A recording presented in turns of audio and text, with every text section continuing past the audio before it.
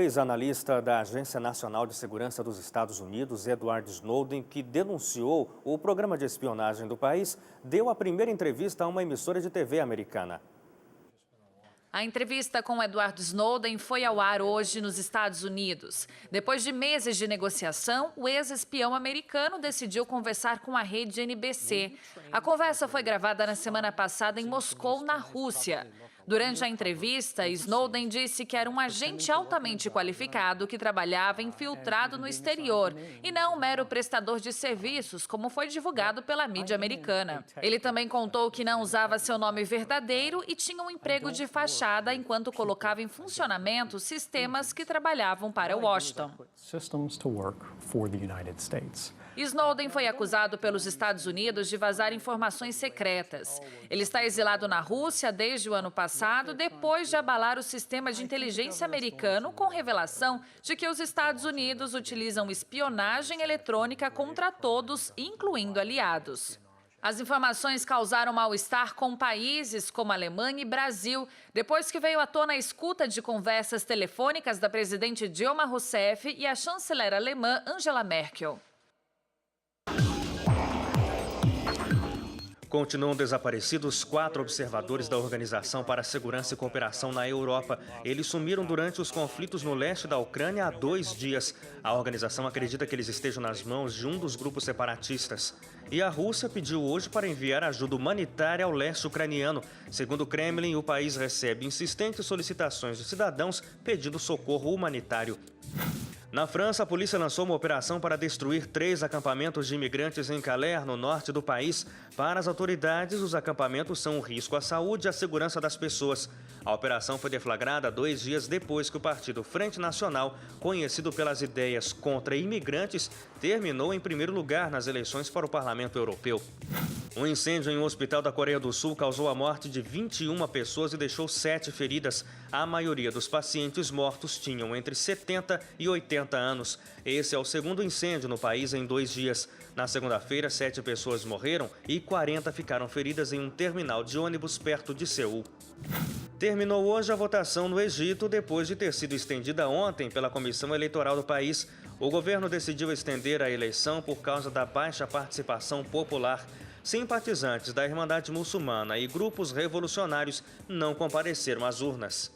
O governo da Tailândia bloqueou hoje o acesso ao Facebook no país. A medida é para evitar críticas sobre o golpe militar dado na semana passada. A junta também decidiu bloquear 219 sites sob a alegação de que os portais são uma ameaça contra a segurança nacional. Índios subiram no teto do Congresso Nacional para protestar contra um projeto de lei que submete ao Legislativo as decisões sobre demarcação de terras indígenas. Cerca de 400 índios subiram no teto do Palácio do Congresso Nacional, onde ficam as 2 cúpulas do prédio. Eles protestaram contra a proposta de emenda à Constituição 215, que submete ao Congresso as decisões sobre demarcação de terras indígenas. Hoje, todos os procedimentos para demarcação ficam apenas no âmbito do governo federal. O protesto dos índios foi pacífico e eles deixaram o local após negociação com policiais. 13 estados vão sofrer mudanças na quantidade de deputados eleitos para a Câmara. A alteração foi confirmada depois que o Tribunal Superior Eleitoral derrubou uma decisão da Câmara dos Deputados que anulava uma resolução do próprio TSE sobre o tamanho das bancadas para as eleições de outubro. Por unanimidade, os ministros do TSE entenderam que a tentativa de mudança na Câmara da decisão do tribunal deveria ter sido feita por meio de lei complementar e não por decreto legislativo. Com isso, perdem uma vaga de deputado federal Alagoas, Espírito Santo, Pernambuco, Paraná, Rio de Janeiro e Rio Grande do Sul. Perdem 2 vagas Paraíba e Piauí.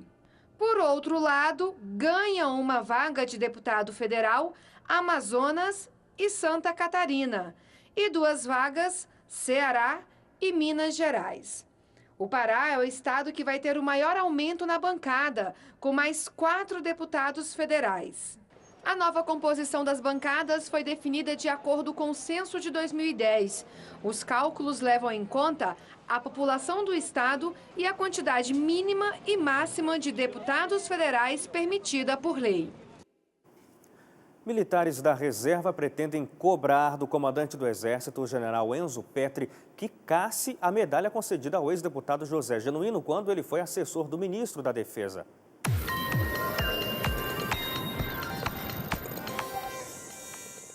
Amigos, o artigo 10 da lei que regulamenta as comendas militares determina que, uma vez condenado, sentença transitada em julgado, aquele que foi homenageado com a medalha do mérito do pacificador deva devolvê-la ou ser dele exigida a devolução. Pois bem, o comandante do Exército, general Enzo Petri, não tomou a providência, por isso está sendo pressionado por militares, muitos dos quais da reserva e outros ainda da ativa, a convocar o senhor ex-deputado José Genuíno a fazer devolução da medalha que ele recebeu quando era assessor do ministro da Defesa, o que em si já causava certo furor nas fileiras militares. A condenação, enfim, agora é a pedra de toque da questão. Ele está condenado a 4 anos e 8 meses em regime semiaberto e os militares não se conformam com essa situação. Além disso, o advogado de José Genuíno está pedindo mais uma vez ao Supremo que lhe devolva a prisão domiciliar em face do estado de saúde. Pede julgamento em urgência. Com saúde não se brinca, mas manter a comenda, voltando ao assunto, parece um pouco de provocação. E eu acho que não se deve cutucar a onça com vara curta. Álcool e volante formam uma combinação que definitivamente não dá certo. Os crimes de trânsito foram tema de um debate ontem na Câmara. A Comissão de Viação e Transportes discutiu 2 projetos de lei que alteram a lei seca. A audiência pública teve o objetivo de debater 2 projetos de lei. O primeiro deles, da deputada Keiko Ota, do PSB de São Paulo, aumenta as penas para quem cometer um crime no trânsito dirigindo bêbado. Se o texto for aprovado, os infratores poderão pegar de 5 a 8 anos de prisão, sem a possibilidade de que a pena seja transformada em prestação de serviços comunitários. Esse projeto da minha autoria, 5568, foi de uma iniciativa popular, né? Então foi uma campanha a nível nacional, coletaram mais de 1 milhão de assinaturas, porque qual que é o objetivo dela? Acabar de vez de violência no trânsito. Porque dirigir e beber não combina, é crime. Para Davi Duarte, especialista em segurança no trânsito, mais investimentos em educação e fiscalização poderiam reduzir o número de mortes no país. Hoje o Brasil perde cerca de 50 bilhões de reais por ano só com acidentes de trânsito. Se nós tomarmos, não precisa 50 bilhões, bastaria 1 bilhão de reais para investir em educação, para investir em equipar os agentes de trânsito, em infraestrutura de fiscalização. Só com 1 bilhão de reais nós seríamos capazes de reduzir cerca de 20% a 30% do número de mortos no trânsito. Outro projeto debatido foi o da deputada Gorete Pereira, do PR do Ceará. A proposta é polêmica porque abranda a lei seca, elevando de 0 para 5 decigramas de álcool a taxa permitida para dirigir. A deputada defende que a ingestão de uma pequena quantidade de álcool pelo motorista não pode ser considerado crime. O que eu quis fazer com esse projeto de lei foi dar uma continuidade a um processo realmente natural e moderado, onde você tem que respeitar aos 5 decigramas no sangue da pessoa de álcool. Você não pode considerar que uma pessoa dessa vai matar no trânsito, porque é tomar um copo de vinho, é tomar uma lata de cerveja. O relator, deputado Hugo Leal, do PROS do Rio de Janeiro, diz que vai reunir as 2 propostas em uma. Ele defende o endurecimento das penas e critica a volta de índices que permitam algum consumo de álcool pelos motoristas. Ele lembrou que 40 mil pessoas morrem todos os anos no trânsito e que a grande parte dos acidentes tem álcool envolvido. Para Leal, a sociedade está cansada da impunidade. crimes dessa natureza, com envolvimento de álcool ou até mesmo com racha, conhecido como racha, excesso de velocidade, eles não fiquem impunes. Esse é o desejo da sociedade e é o meu desejo também.